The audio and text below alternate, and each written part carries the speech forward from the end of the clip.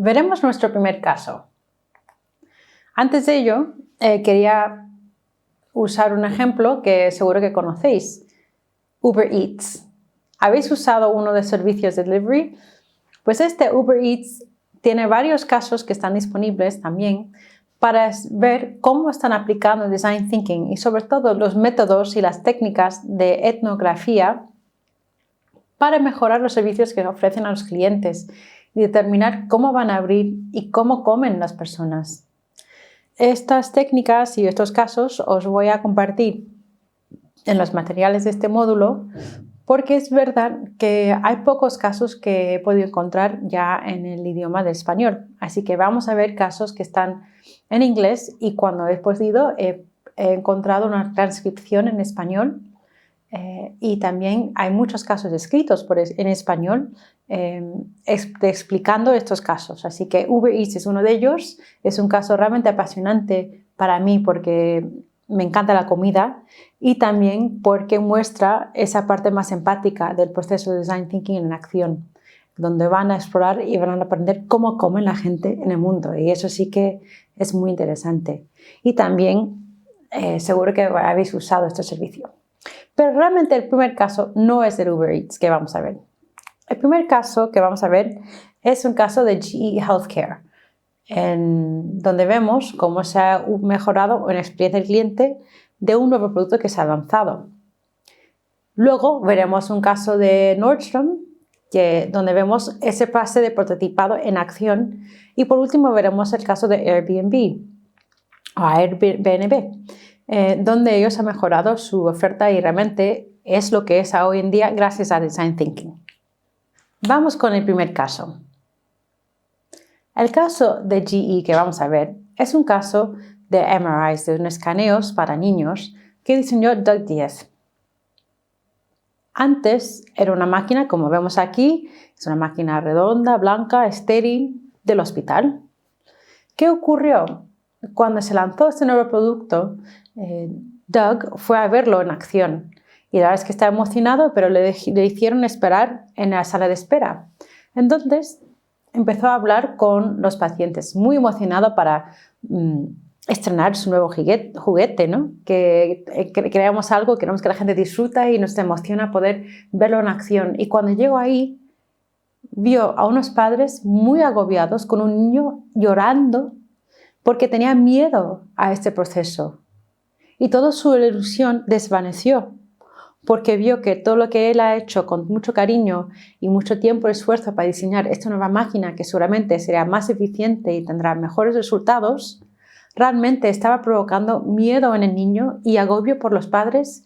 Y cuando vio que estos padres salieron de la experiencia con el niño, solo querían llegar a casa cuanto antes, preocupados por buscar sus llaves para que el niño se tranquilice, no para ver los resultados o celebrar qué ha ocurrido. Entonces, esto provocó en Doug la necesidad de volver hacia atrás y pensar cómo puede mejorar esa experiencia. ¿Por qué? Porque ocurre es que los niños estaban más reticentes a este proceso, se trataba más para el hospital, era un coste también de tiempo, los enfermeros, un desgaste emocional en todas las personas involucradas. Entonces no era un producto que realmente estaba aportando tanta ilusión ni al equipo médico ni a los pacientes y sus familiares. Y gracias al proceso de Design Thinking que siguió Doug, pues generó una nueva serie de productos usando esta tecnología que se llama The Adventure Series, en que después sí que los niños empezaron a ver esta experiencia diferente. Tenéis ahora un vídeo que podéis ver donde Doug explica esta experiencia. What I thought I would do, I'm from GE Healthcare, but I thought I would share some stories, and I think this picture is a great one to kind of talk about where I'm coming from. So working for a large company, it can get kind of hairy in that hairball, and actually this image came from, I don't know if you've read the book by Gordon McKenzie of Orbiting the Giant Hairball, but that's kind of how I feel. Sometimes whether it's the rigor or some of the processes and some of the things that a large company can have, Those are awesome things, and when you're in the middle of those, though, sometimes the real innovative ideas might not come to the forefront. So I'm going to talk to you a little bit about some of the concepts and projects I've worked on that have been orbiting the giant airball, and also orbiting the giant hairball with grace. So I think the first thing is, boy, when you're an astronaut and you're orbiting this giant hairball, is you have to be really humble, because you're tethered out there on the end of this thing, and at any moment, they could kind of cut you off. So I found this definition in the Urban Dictionary, and I actually highlighted the second definition, which I think is really cool. So this is one: cut one's ego down to size. It is not necessarily done in a rude fashion, but it should be. But what I like of that is just internalizing that and thinking about yourself a little bit, and that being really humble is a great place. And I'm going to talk to you a lot about design thinking and how empathy can drive what I think is really good design. And with that, this is a definition of empathy. I've seen a bunch of different definitions of empathy, and I really like this one from Daniel Pink. And he says, empathy is about standing in someone else's shoes, feeling what his and her heart, seeing with his and her eyes. Not only is empathy hard to outsource and automate, but it makes the world a better place. And why I like this is I really think empathy, and you've probably heard before, empathy is really walking, a mile in somebody else's shoes, or walking in somebody else's shoes. But I really think part of that humbleness is first taking off your shoes. So first taking off some of your preconceived ideas that you might have, whether that's around technology or what the user might want. And really put yourself in that position where you can really gain that firsthand, empathetic perspective from your users. And that's what I really want to show you, a really neat story today on that.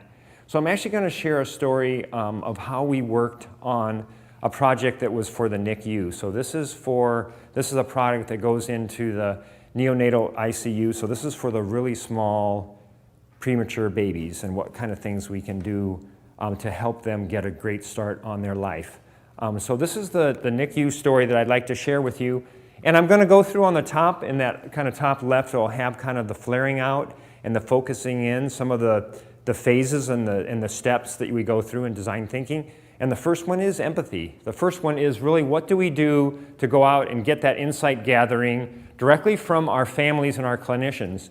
So on the left side of this slide here, you see some of how we immerse ourselves in understanding what the families want and what the families are going through. And on the right side, it's a little bit about the hospital. So really, what are those clinicians and those nurses doing in the hospital? And on the left, one thing that I really noticed, and you can see it on the big picture there, is in the NICU, guys, there's like spaghetti wires everywhere, and there's literally alarms going off all over the place. And it has this kind of weird fluorescent light in there. It just looks like you're in a different world.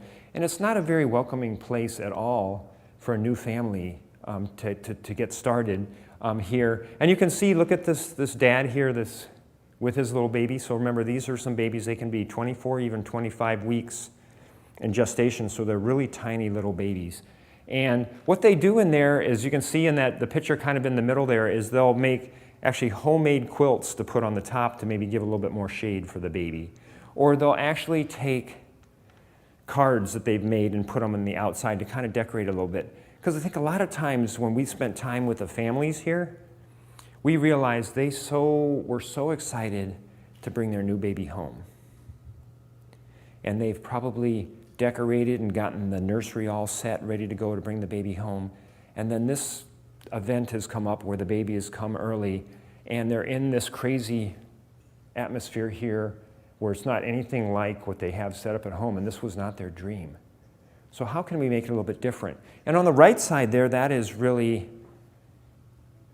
the hospital, and when you watch them take some of these babies through the hallway, and they have this huge entourage of people, you can almost see in the snapshot there, and they're going through to move the babies from there to there. So we brought in a lot of this empathy, and I've highlighted 5 quick things just to share with you here in the consolidation of this empathy.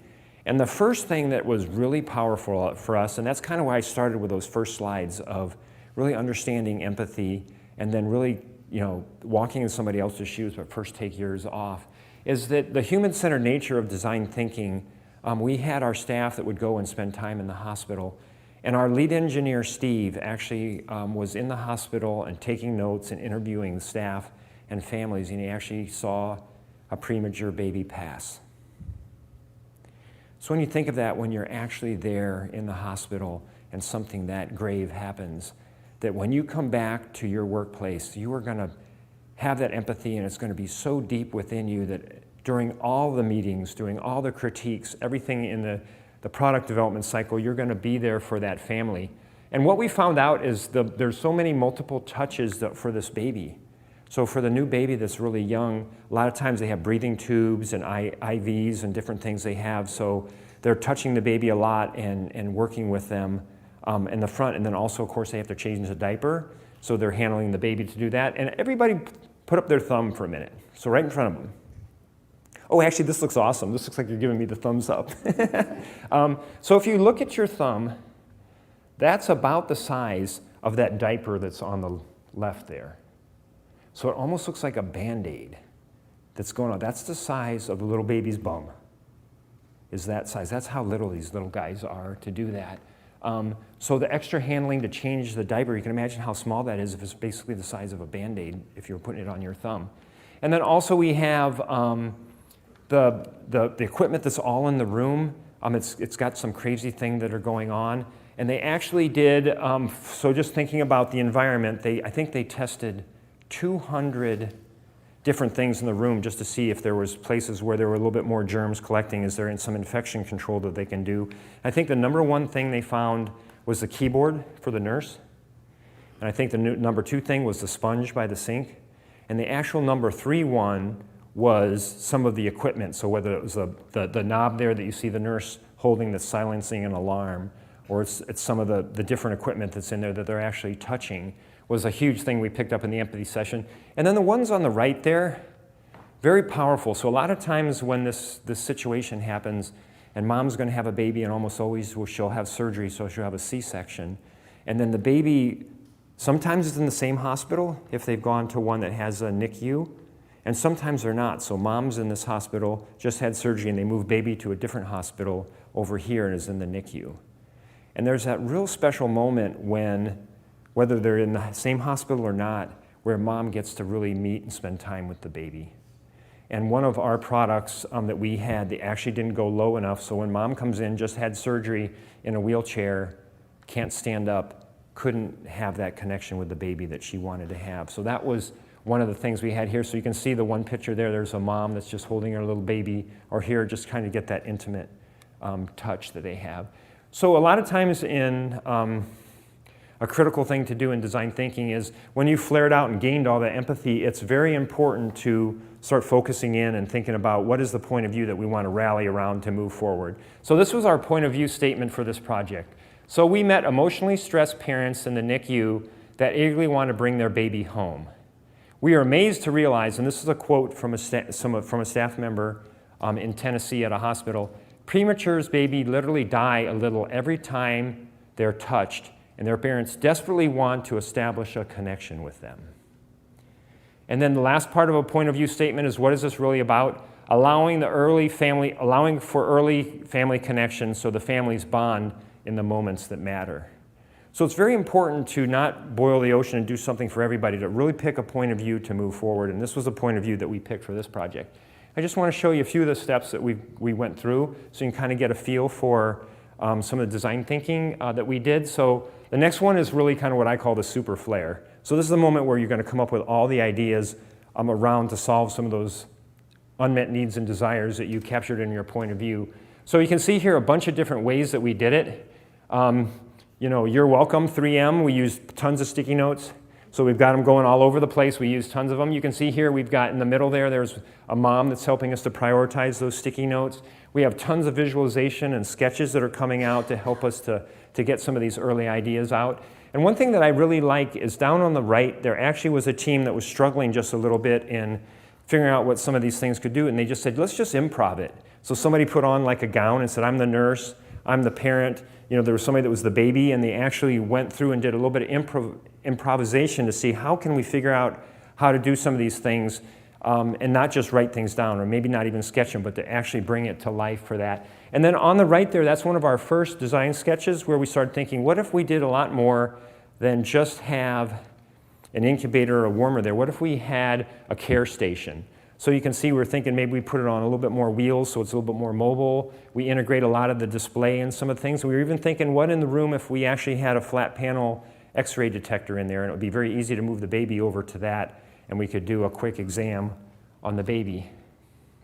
The next phase is really thinking about what are some of those really impactful ideas that came out, and how do we want to prototype to build to learn? How do we want to move those things forward? And this is really about learning early and learning cheap. So you'll see a lot of super low fidelity here in doing the prototype. So one thing that came out, and actually that's Steve that's in the back there, he's the one that actually saw the baby pass.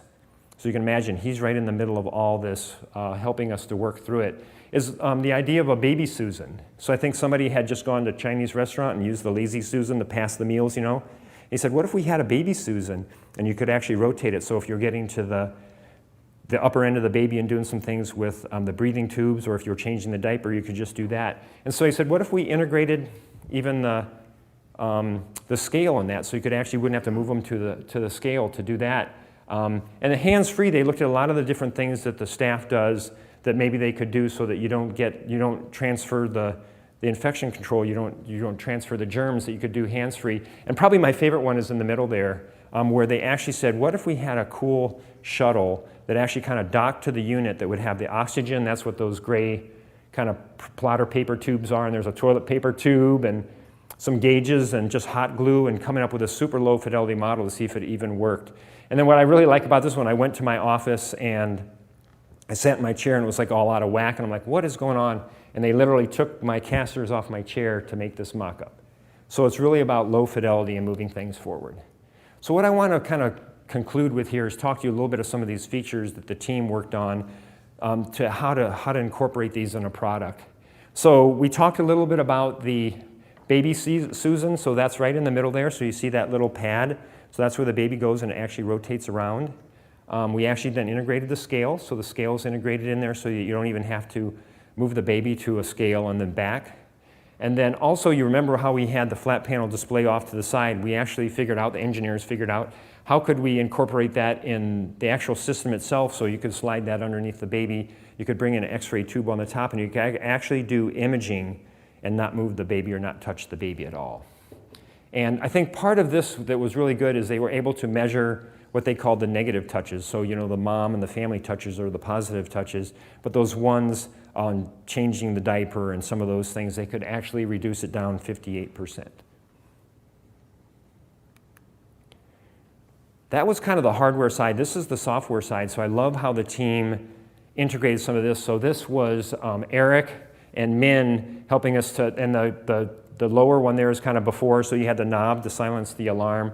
They came up with some really neat ideas on how to do gesture control to actually come up and have a proximity center to actually silence the alarm and some of the other interface items.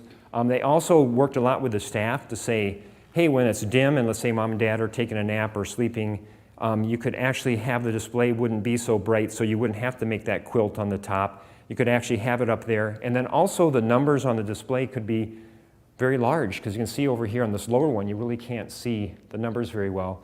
So the nurse could maybe even just peek in the room, wouldn't even have to come in, and could see the critical items, the numbers that they need to know. And I love this because it actually has a first person to the interface. So if you look really close, it might be hard to read from where you are. It says, how am I doing? The weather inside, my weight is, it's all from the baby's point of view. And what we found here is parents take pictures of this, so it's almost like a postcard they can send to grandma and grandpa that maybe live out of state. Or there's some, there's cousins and aunts, so they can actually use this interface that used to just look like a DOS screen, and actually making that something very special. And if you look really close, when it dims down, it's dark at night, the giraffe, so we call it the giraffe because it kind of has a big head and kind of an arm, and then it has where the baby is that the giraffes actually just fall asleep. So they curl up and they go to sleep when it's nighttime. And the display dims, and it has that first person to it.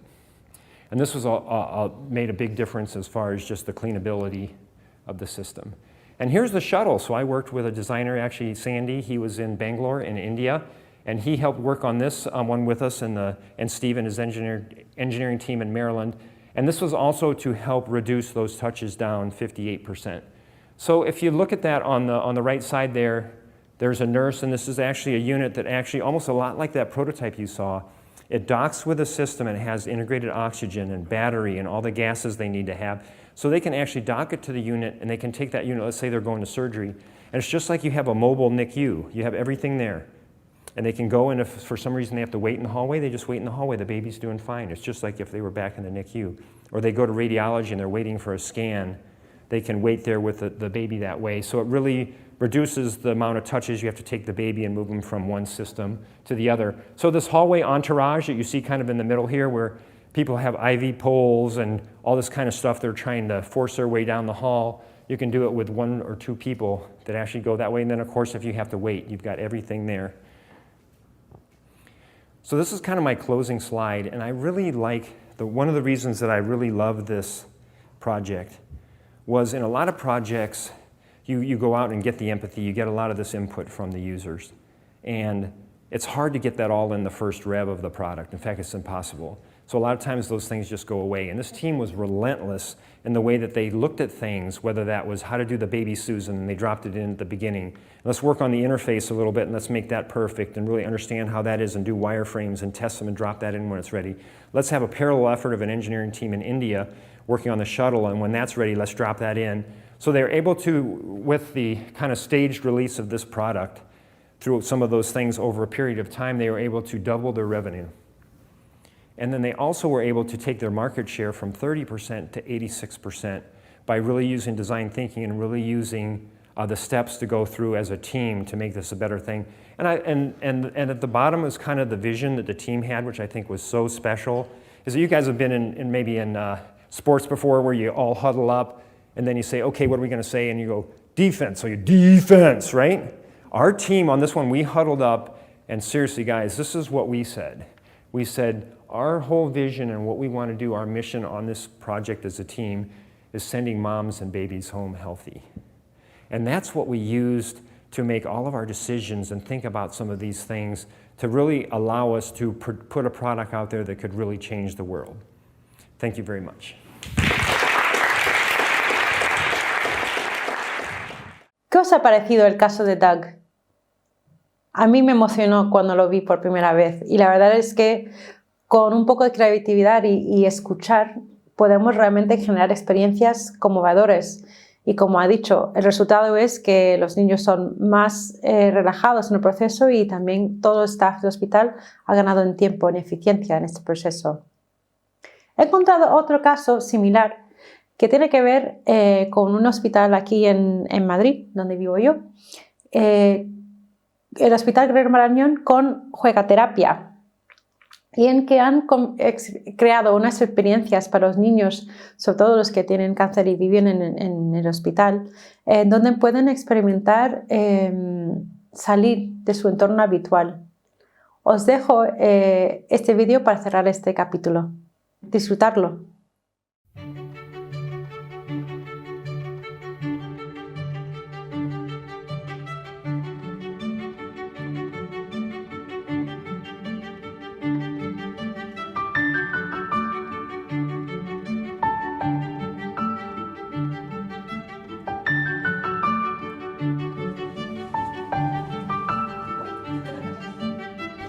Hola, qué rico. ¿Qué tal estás? Me llamo Nao. ¿Y tú? Para darte la bienvenida a la estación lunar. Te espera un mundo mágico aquí dentro. ¿Quieres que te lo enseñe?